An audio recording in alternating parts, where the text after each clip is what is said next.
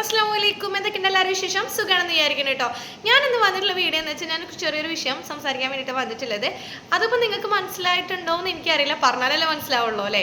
അപ്പോൾ നമ്മുടെ നമ്മുടെ യൂട്യൂബ് തുറന്ന് നോക്കിക്കഴിഞ്ഞാൽ ഇപ്പോൾ ഉള്ള വിഷയം ഫസ്റ്റായിട്ട് നമുക്കിപ്പോൾ ആരോ ഫോണിൽ നോക്കിക്കഴിഞ്ഞാലും ഫസ്റ്റ് നമുക്കിപ്പോൾ കത്തിക്കൊണ്ടിരിക്കുന്ന വിഷയം എന്താണെന്ന് വെച്ചാൽ പ്രണവ്, പ്രവീൺ, മൃദുല, അമ്മ, അച്ഛൻ, ഈ ഒരു വിഷയമാണ് ഇപ്പോൾ നടന്നുകൊണ്ടിരിക്കുന്നത്.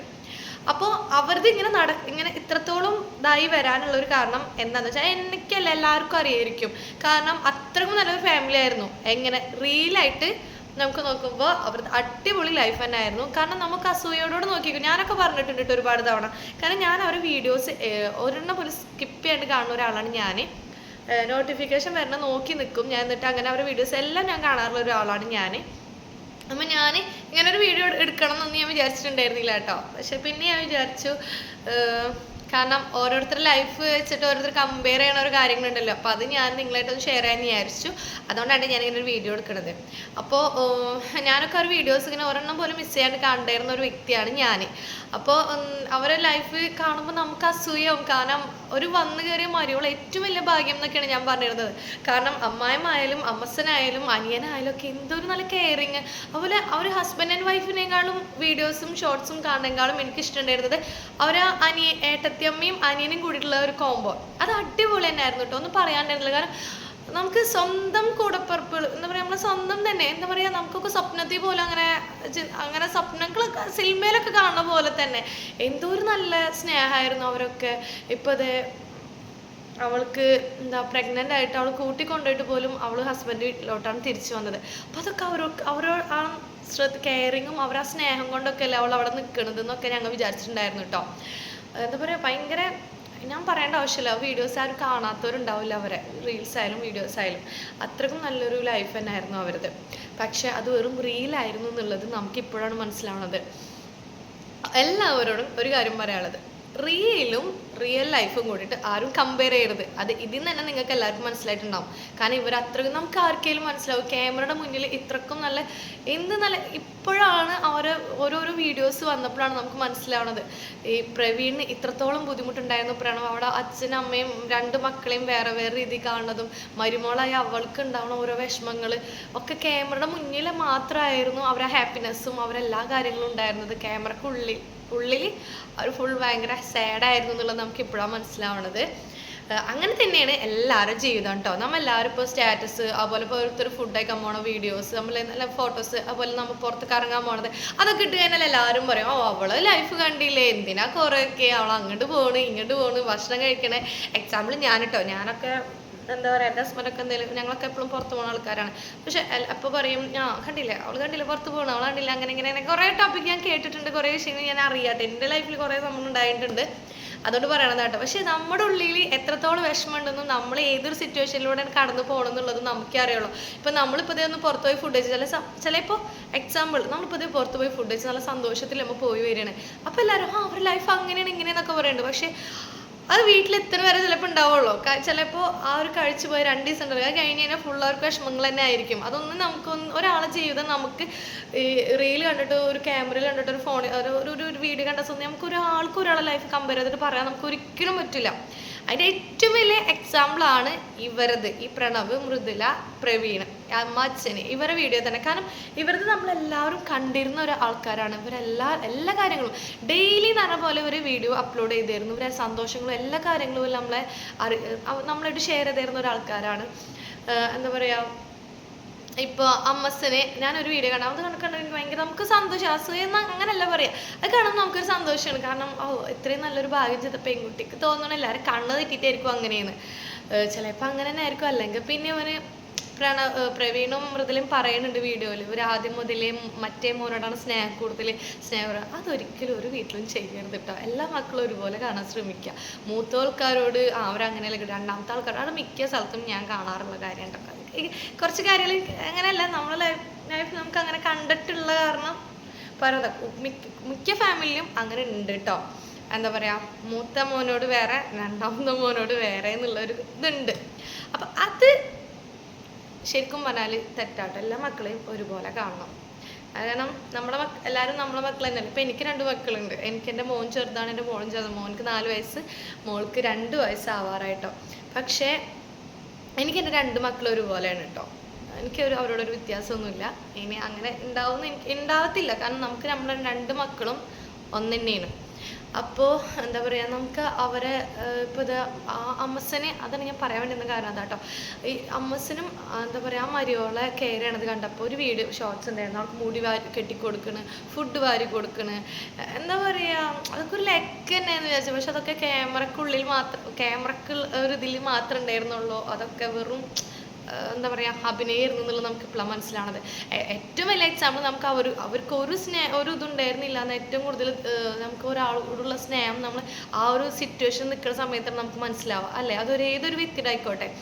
ആ ആ മൃദുല എന്ന് പറഞ്ഞാൽ ആ ആള് പ്രഗ്നൻ്റ് ആയിരിക്കുന്ന സമയത്ത്, അതായത് ഡെലിവറിക്ക് ഇനി കുറച്ച് സമയം കൂടി ഉള്ളൂ, കുറച്ച് ദിവസങ്ങളുള്ളൂ. ആ സമയത്ത് ആ ആൾ എത്രത്തോളം മനസ്സിൽ ഇത്ര വിഷമിപ്പിക്കാൻ പാടുണ്ടോ? ഒരിക്കലും ഇല്ല.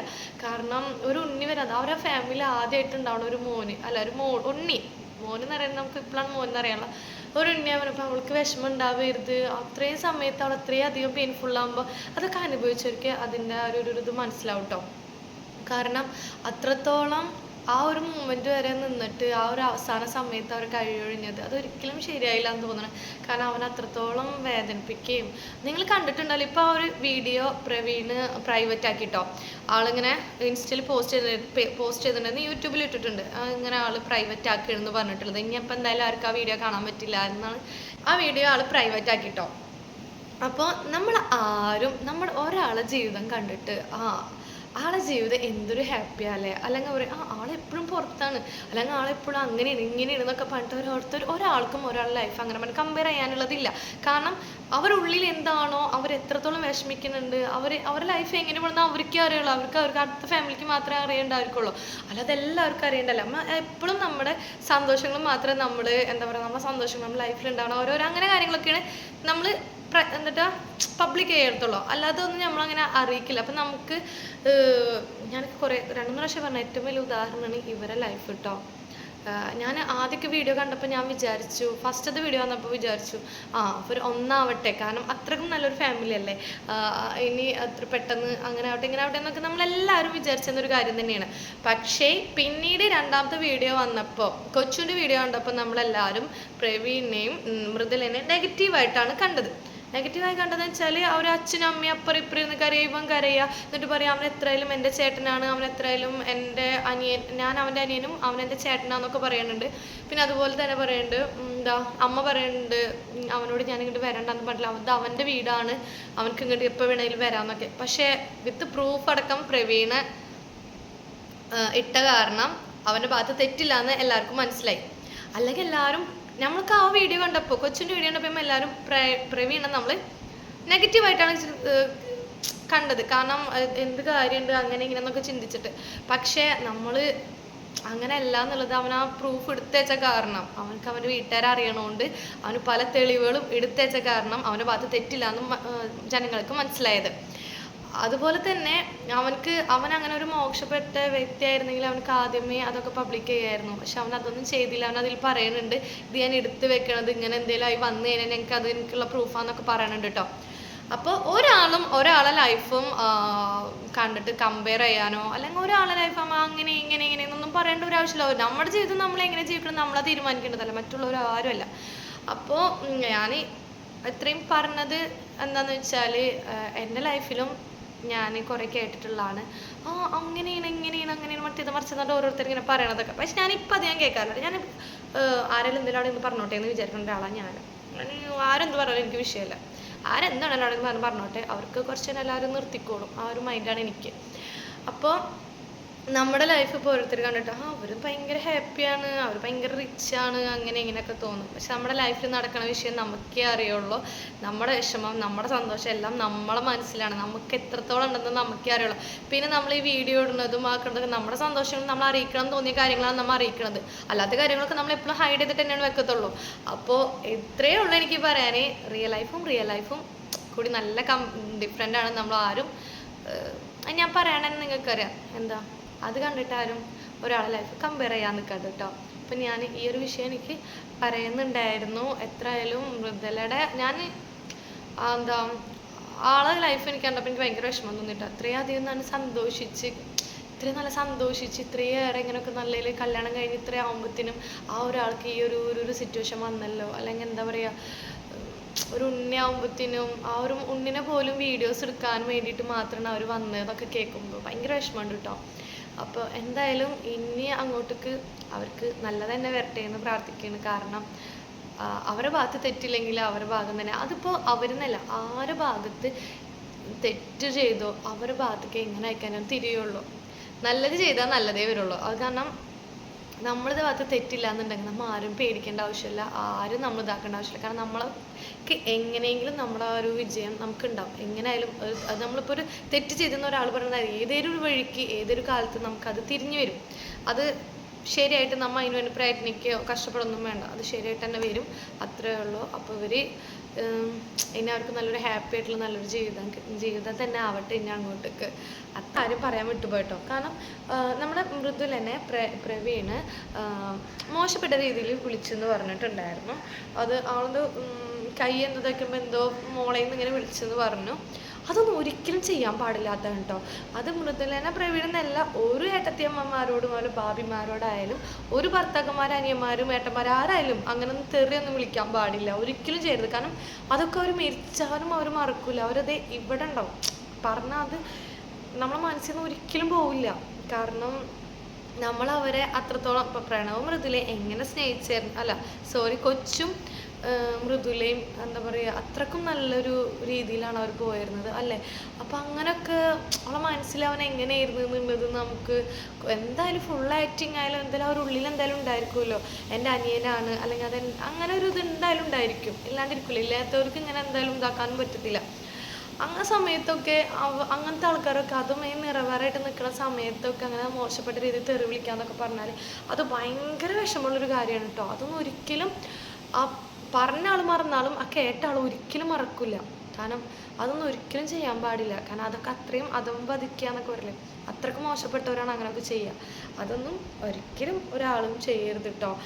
എന്താ പറയുക, എത്ര തന്നെ ആയി കഴിഞ്ഞാലും ഏട്ടൻ്റെ പെണ്ണ് തന്നെയാണ്. ബാബി എന്നാണ് നമ്മളൊക്കെ ബാബി എന്ന് പറയുക, ഹിന്ദുക്കളൊക്കെ ഏട്ടത്തിയമ്മ എന്നൊക്കെ പറയും.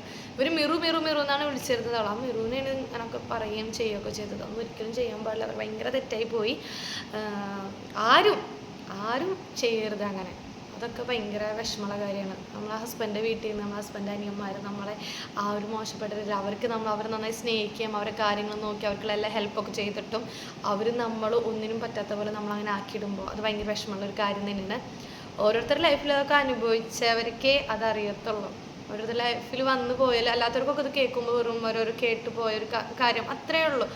അങ്ങനെ പറയാം ഇങ്ങനെ പറയുന്നത്. പക്ഷെ ചിലവർക്ക് അനുഭവിച്ചവർക്ക് ശരിക്കും മനസ്സിലാവും. ഓരോ സിറ്റുവേഷനിൽ കൂടെ കടന്നു പോയവർക്ക് ആ ഒരു മൂമെൻറ്റ് കേൾക്കുമ്പോൾ നമുക്കതിങ്ങനെ ഇങ്ങനെ ഇതായിട്ട് വരും. അപ്പോൾ എത്ര തന്നെ ആയാലും അങ്ങനൊന്നും ചെയ്യാതിരിക്കുക.